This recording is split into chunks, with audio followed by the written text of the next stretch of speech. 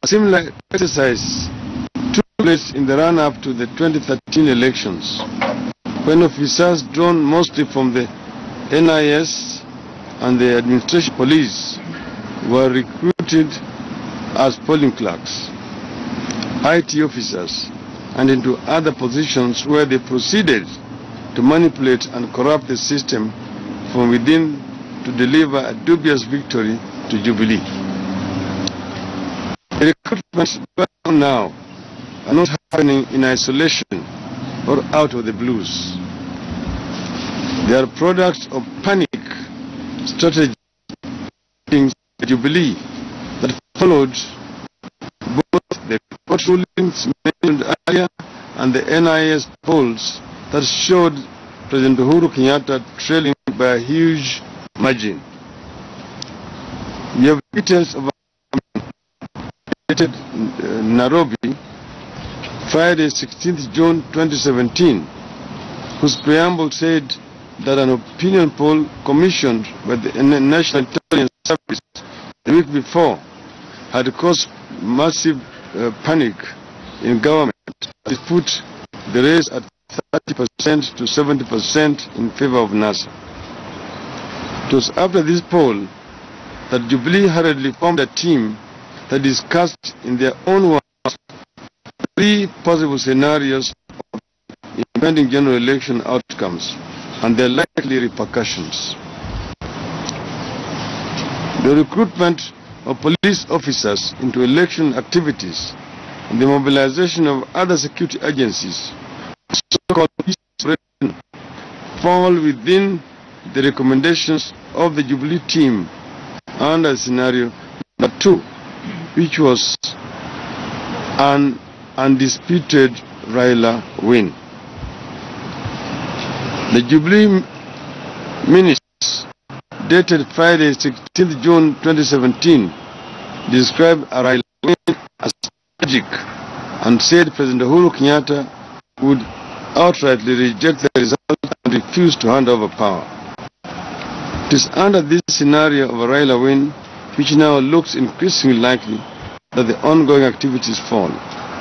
The Jubilee strategy team had recommended, among other things, use of police officers as polling officials, presiding officers, polling clerks, and polling or party agents. We are demanding the following from the Inspector General of Police. A. What is the nature of the special duties the police officers have been assigned? B. What is the current posting of the police officers in question? C. What are the criteria that were used to identify the officers to be picked for these special duties? D. Which other police officers are involved in special duty assignments surrounding the upcoming general elections? Once again, we want to challenge President Kenyatta to go beyond mere rhetoric and show in action that he is prepared to play by the rules and respect the will of people in this election. Uhuru must not subvert the will of the people or overthrow our constitution. His maneuvers indicate that he is not prepared to respect the verdict of the people contrary to his pronouncements. To our supporters, I wish to affirm that there is something good in Uhuru's maneuvers. They indicate Jubilee is struggling and Uhuru is beaten. Having failed the country by presiding over runaway corruption, massive unemployment, and a malfunctioning economy, Uhuru has no achievement to show Kenyans, nothing to propel him. The momentum is with NASA. We are poised for an outright win, and Jubilee must end these maneuvers. We will not be cowed as a people of Kenya.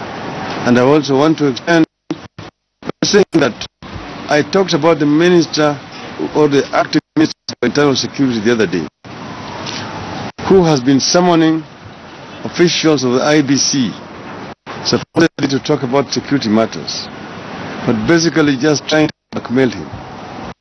I saw President Kenyatta Ruto yesterday chest thumping in the coast that I should leave Mr. Matiang'i alone. Waswahili wanasema ukitaka kujua mwenye umbo ni nani, chapa umbo, alafu mwenye umbo atatoka. Liona jana. Kwa hiyo sisi tunawaambia bana, msitumie ofisa wa serikali vibaya. Wacha wanasiasa wacheze siasa. Bwana Matiang'i anachagua kama anataka kuwa mwanasiasa awe mwanasiasa. Kama sivyo basi akae kando. Lakini kwa asiwe tuko pande moja, yeye anafanya kampeni kwa Jubilee, alafu kwa pande nyingine anajifanya ati yeye sasa ni waziri wa ulinzi, ati yeye sasa anaita ofisa wa IBC kwenda kuwatisha. Hiyo hatuwezi kukubali. Na mimi ningependa kushauri bwana Chebukati na wenzake, kama bwana Matiang'i anataka kuwaona, aende kwa ofisi yao. Sio tie anawalika kama watoto wake ati wanakwenda kwa ofisi yake kila siku. Hiyo inakauka ile uhuru ambayo tume ya uchaguzi imepewa kikatiba.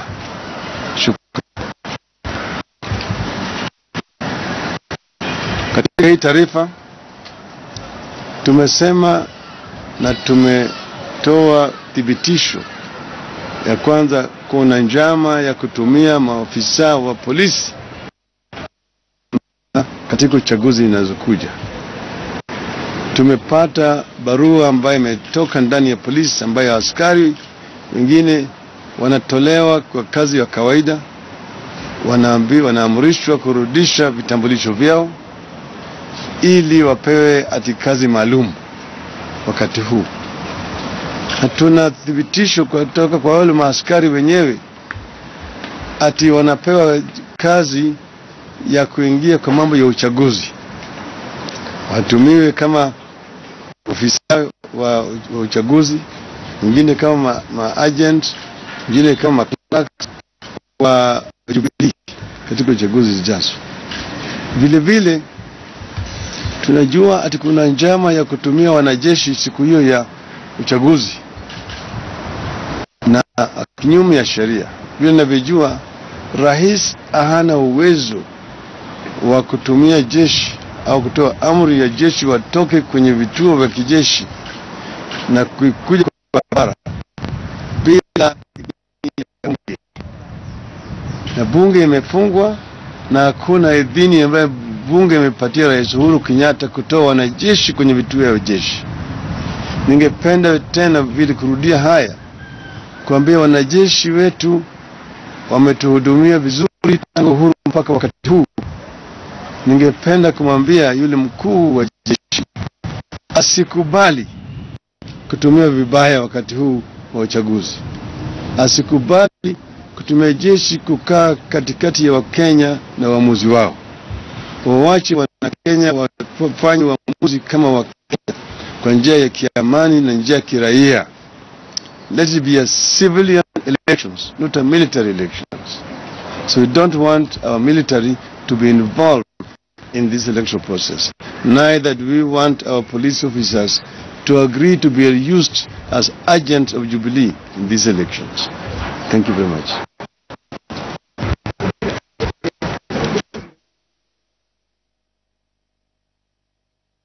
You cannot convert the same into a constitutional petition.